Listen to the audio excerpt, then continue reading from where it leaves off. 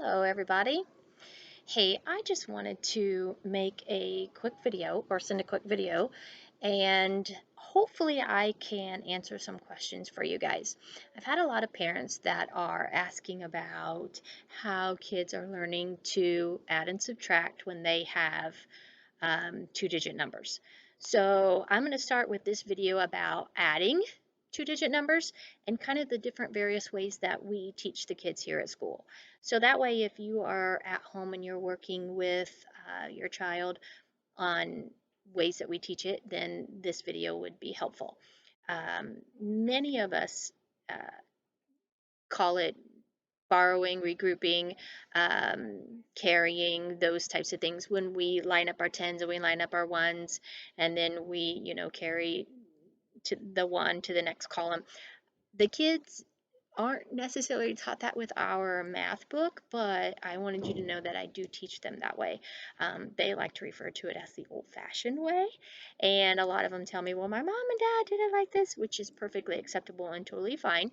This is a way that I do want them to know, but it's not the only way that they are going to learn it, and it's not the only way that they have to remember to do it. So if you are talking about that with your child, that's great. They should know or have been exposed to it at least in here. So I thought I would take a minute and go over some of the other ways that we teach adding two-digit numbers.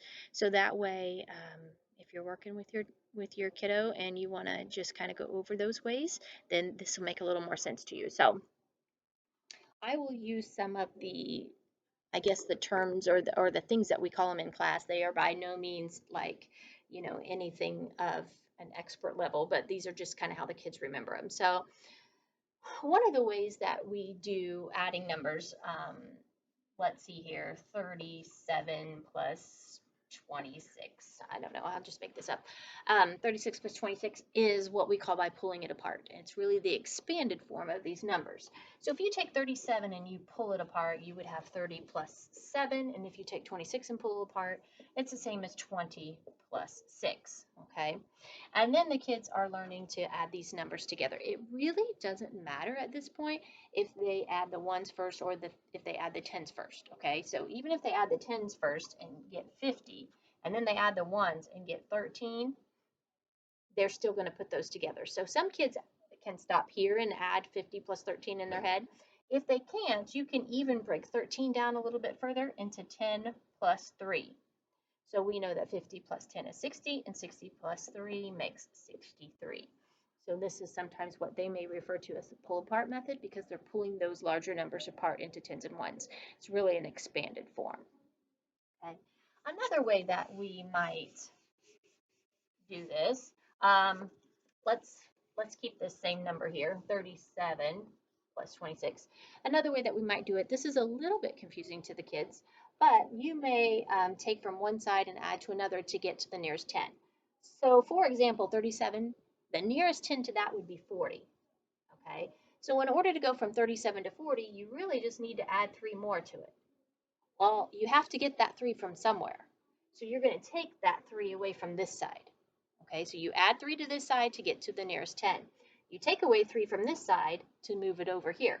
So 26 minus 3 is 23. And now many of them can do 40 plus 23 in their head because 40 is a nice even 10, and they know the answer to that is 60. So that's by the way that we solve this problem is by taking from one side and moving to another. So that's a second way to work on solving a two-digit problem. So um, a number line. That's a third way that we teach them. Some kids pick up on this really easy, and number lines are so simple for them. Other kids really don't. So let's say that you have 57 plus 14, let's say. Okay. You would obviously start at 57, and you know that when you add numbers, you're getting bigger. So our number line is going to be moving this direction. Okay.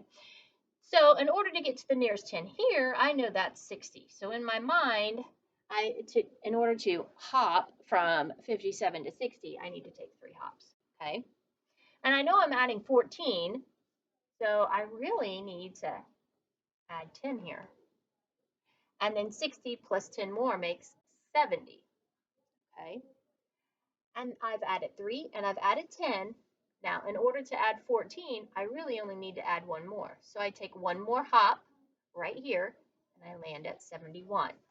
So the answer to that problem, 57 plus 14, is 71. And they have solved that by hopping along the number line. And they know these numbers up here, they add up to 14. So here's your starting number, 57. Here is the number you add, 14, and then obviously where you stop is your answer. So that is a number line method. Again, some kids pick up on it easy, some kids not so much. Okay. This is a very easy way that kids have learned to do it. We'll go back. I think I had done like 26 plus, um, let's see, 35. I don't know. Another way they've learned, and this is really the easiest way for them, so that they are still starting out and really struggling with learning how to do it. You can actually go back to this method. Now we call this a quick draw. So these are rods. Okay, it's really those. Hopefully you remember those little base 10 blocks that we used to snap together, and 10 of them together made a rod. Well, that's what these are. Only it's just a real quick drawing. So these sticks represent 10. And then dots represent the ones. So this is a quick drawing of 26. This is a quick drawing of 35. Okay. And they know in their mind they're going to add those together. So they count their tens. 1, 2, 3, 4, 5 tens makes 50. And they count their ones. 1, 2, 3, 4, 5, 6, 7, 8, 9, 10, 11. And now they have a nice manageable problem, 50 plus 11. Or they could just count this all together. 10, 20, 30, 40, 50, 51, 52, 53, 54, 55, 56, 57, 58, 59, 60, 61. Okay, so they just count these. So if your child is struggling, this is really kind of the starting point for it. Again, that's called a quick draw. These are tens, these are ones. Eventually, if you get to hundreds, this is 100. It's called a flat. Okay. And then old-fashioned way, obviously 37 plus 26, I don't know. When we teach this, I tell them like this. I say, okay, 7 plus 6 is 13. You put down your 3. Oh, guess what? You don't have room for the 1 here, so your neighbor's going to carry that 1 up here. 3 plus 1 is 4. 4 plus 2 is 6. Old-fashioned, which is really just carrying and borrowing. Okay, so hopefully this helps with learning some of those various ways for teaching kids how to add, and I will make a video on subtraction as well.